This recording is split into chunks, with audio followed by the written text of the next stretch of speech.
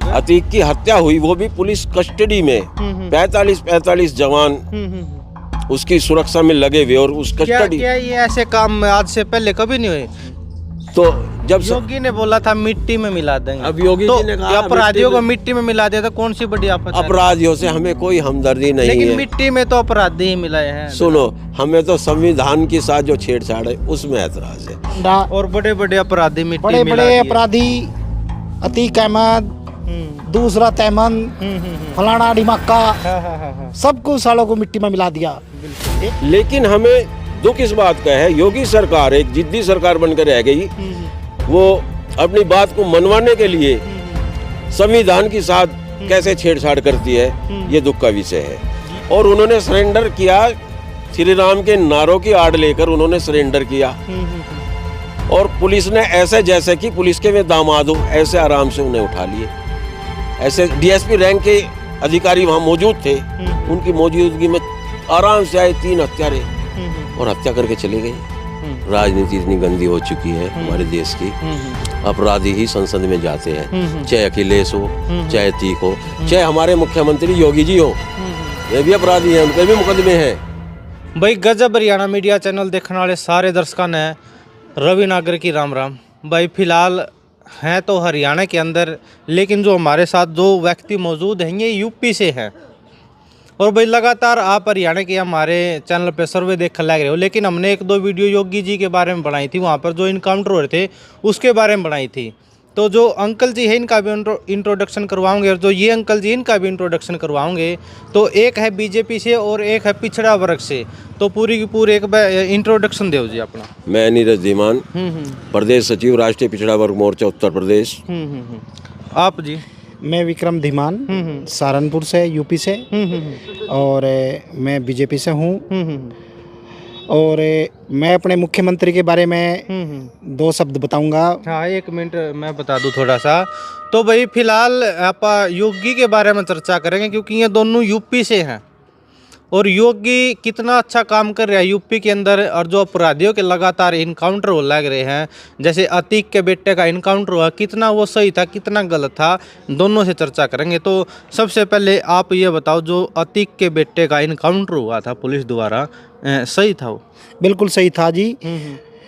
रवि भाई, वो होना बहुत जरूरी है। यूपी में क्या था, जब मुलायम सिंह की सरकार होती थी, ये उन सब के थे विधायक, एमएलए, एमपी, और बहन जी के टाइम में भी ये सब लोग रहे।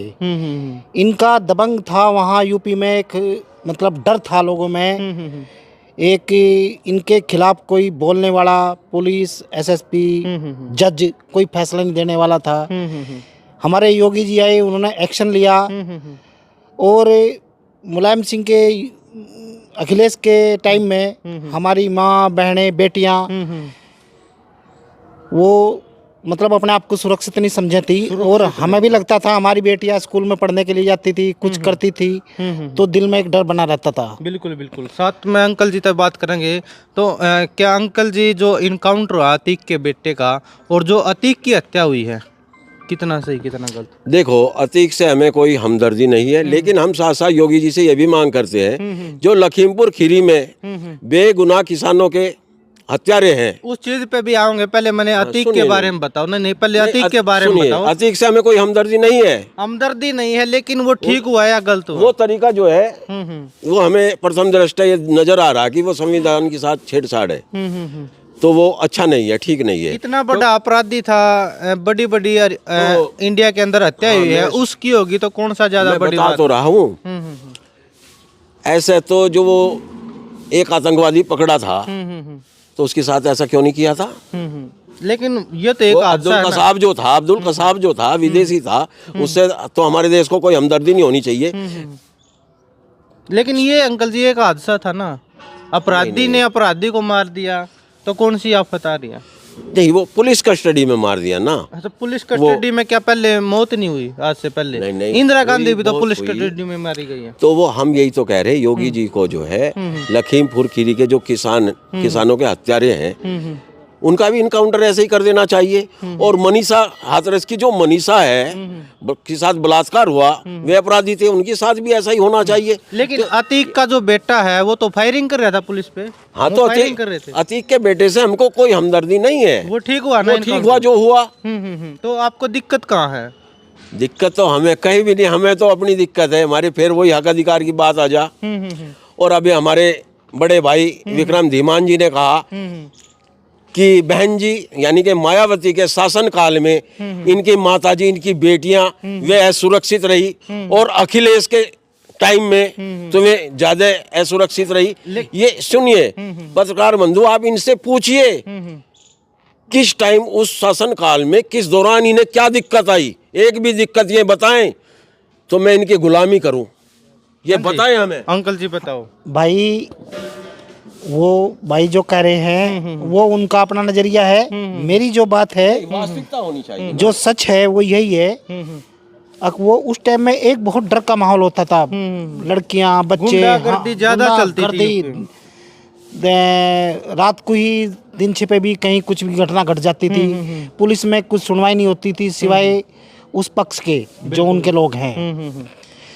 और अभी योगी जी आए हैं, 6 साल से इतना बढ़िया चल रहा, जवाब नहीं। हर सड़कें, रोड, पार्क, मंदिर, हमारा राम मंदिर जो आज तक किसी ने बना ही नहीं पाए, बिल्कुल, वो आलीशान भव्य मंदिर बन रहा। और बड़े बड़े अपराधी मिट्टी बड़े मिला बड़े दिए। अपराधी, अतीक अहमद, दूसरा तैमन, फलाना ढिमाका, सबको सालों को मिट्टी में मिला दिया। बिल्कुल। एक ऐसा माहौल बना दिया यूपी में। आप दिन में, रात में कभी आना, आप सहारनपुर यूपी में कभी घूमने आना, रवि भाई आप देखना क्या वहाँ का माहौल है। आप रात में हमारी माँ बहनें कोई कैसे भी घूमे, कहीं मंदिर जाए या वो स्कूल जाए या कहीं दूसरी जगह जाए, कोई बिल्कुल सुरक्षित, किसी की हिम्मत नहीं साले की आंख उठा के भी देख ले।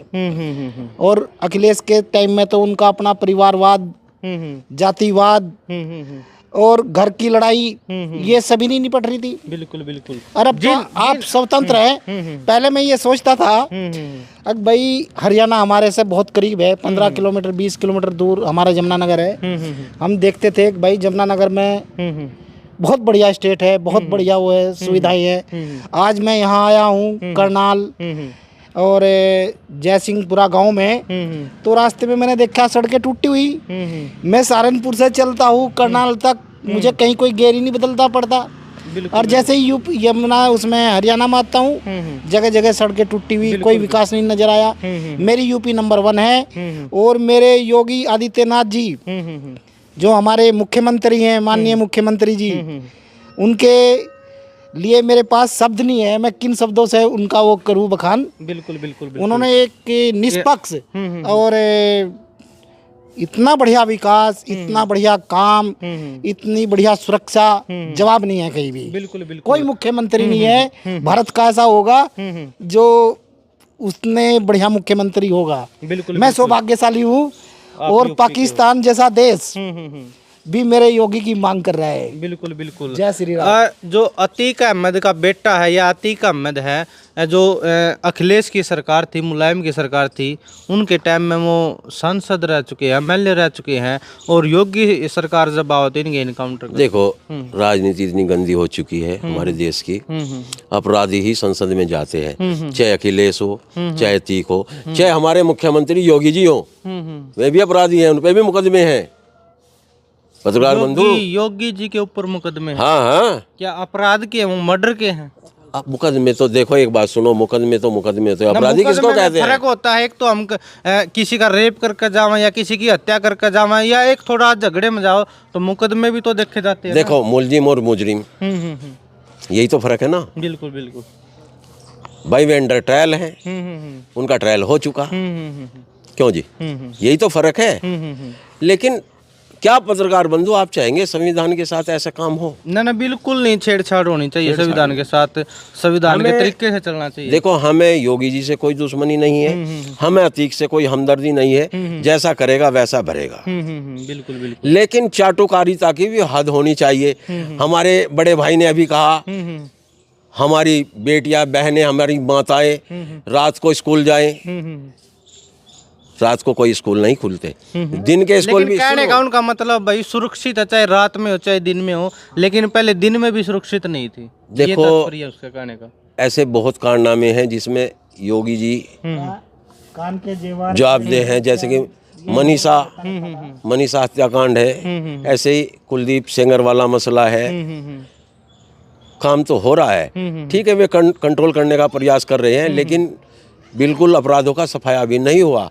अच्छा अच्छा। पहले विपक्ष की देखो सत्ता के है जो सत्ता में आते हैं उसके चमचे अपराध करते हैं। बिल्कुल बिल्कुल। ये राजनीति का वसूल सा बन गया है यहाँ से हमारे। क्या लग रहा है यूपी में बदले की राजनीति चल रही है? बिल्कुल चल रही। अभी पत्रकार बंधु योगी जी ने स्वयं कहा था कि इन लोगों ने जो है, जब मैं संसद में रोया था, ये अब योगी जी का बयान आया था, तो जब योगी ने बोला था मिट्टी में मिला देंगे। अब योगी जी ने कहा अपराधियों को मिट्टी में मिला दिया तो कौन सी बड़ी आफत है? अपराधियों से हमें कोई हमदर्दी नहीं लेकिन है। मिट्टी में तो अपराधी ही मिलाए हैं। सुनो, हमें तो संविधान के साथ जो छेड़छाड़ है उसमें ऐतराज है। वो काम कोर्ट का है, फांसी पे लटकाओ ना। देखो, फांसी पे लटकाओ, हमें कोई ऐतराज नहीं। और इनकाउंटर भी हो तो अगर भाग रहा है अपराधी तो मारो साले को, हमें क्या हमदर्दी उससे। क्या पुलिस इतना बड़ा महकमा वो बदनाम नहीं हो रहा इस प्रकरण से कि पुलिस खड़ी देख रही, 3 लड़के आए शूट करके चले गए। खड़ी कहाँ देख रही थी, पकड़े तो पुलिस ने। अरे पकड़े तो उन्होंने खुद सरेंडर किया है, जय श्री राम करके। और अभी एक बात और बताता हूँ, हमारे विक्रम सिंह धीमान जी कहते हैं हमारा राम मंदिर।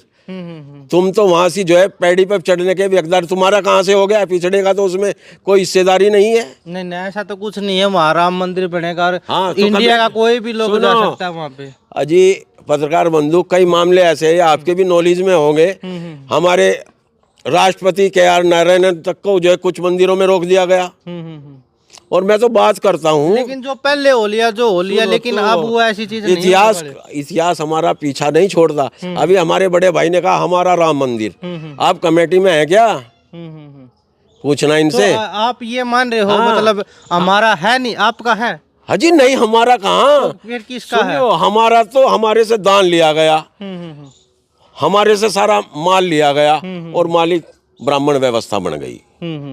तो हम तो पिछड़े हैं, शूद्र लोग हैं, हमें कहाँ कोई हिस्सेदारी। तो मंदिर में तो कोई भी जा सकता, चाहे कोई पिछड़ा हो चाहे कोई अगला हो। सुनो, जब कमेटी है, किसी मंदिर की कमेटी है और उसमें हम लोगों ने दान दिया, तो हमारी हिस्सेदारी भी एक आधा नाम तो होना चाहिए था या नहीं? कहाँ आप कहाँ नाम लिखवाना चाहते हो? योगी जी के पास पहुँचाएंगे ये वीडियो, आपका नाम बता कहाँ लिखवाना है? योगी जी के यही अनुरोध है। हमारी 1931 में 52% थी, आज 65-68% है हिस्सेदारी। हमारे प्रतिनिधित्व पर भी ध्यान दिया जाए, हमारे बच्चों पे भी ध्यान दिया जाए, और शिक्षा में हमारे बच्चों को आरक्षण दिया जाए। अच्छा जी। तो जो हमारे विक्रम भाई तो भाई मंदिर से गुजारा चला देने लेंगे, हमें तो अपनी नस्ल और फसल बचाने का काम करना है साहब।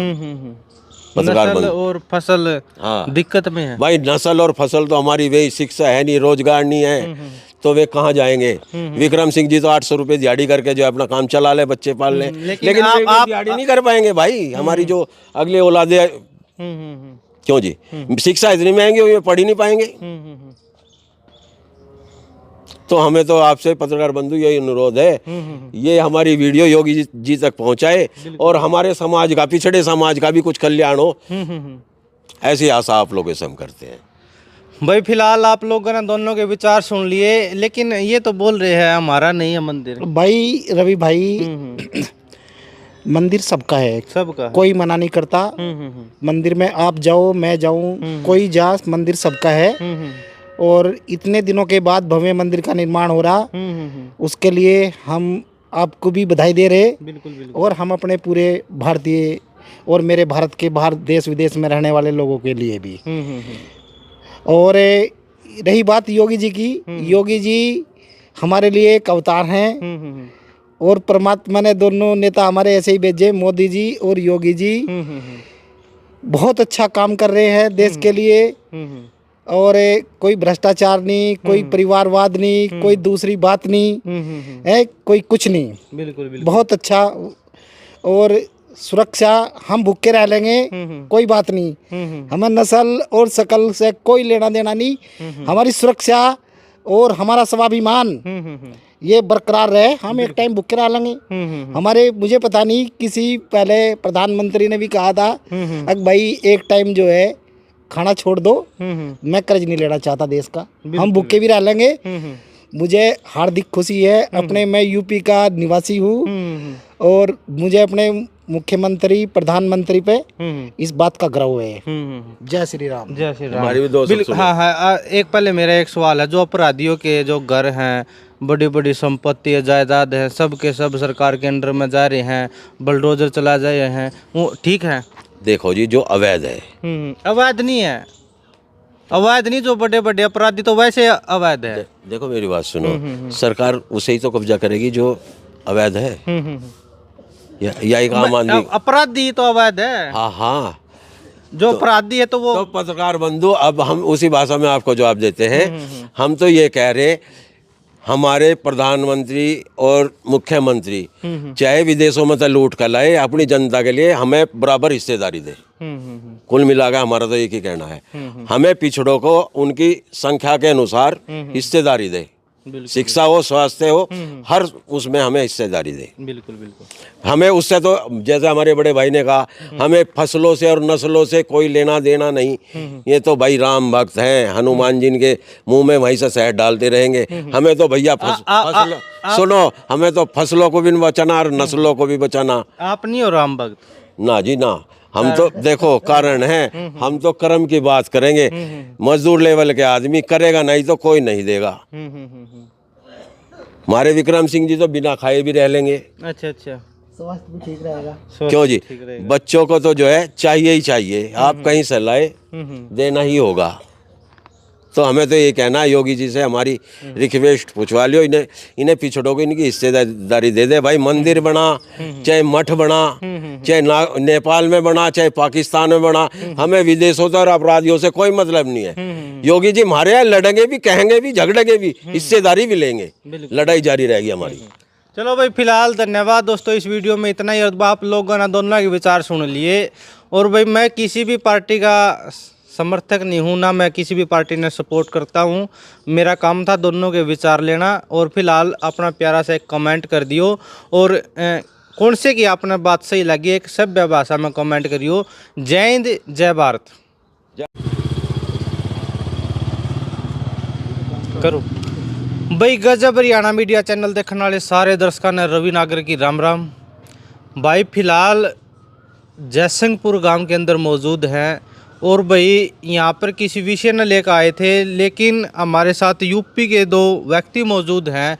और लगातार यूपी के आप लगातार जो बड़े बड़े जो तानाशाही लोग थे, जिन्हें अपराधी भी कह सके हैं, बड़े लेवल के अपराधी थे, उनके इनकाउंटर आप लोगों ने देखने मिले हैं।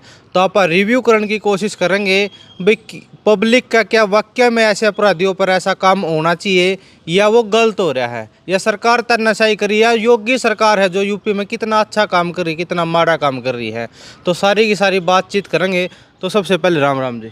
नमस्कार पत्रकार बंधु। एक बार राम राम कर दो। राम राम भाई, राम राम।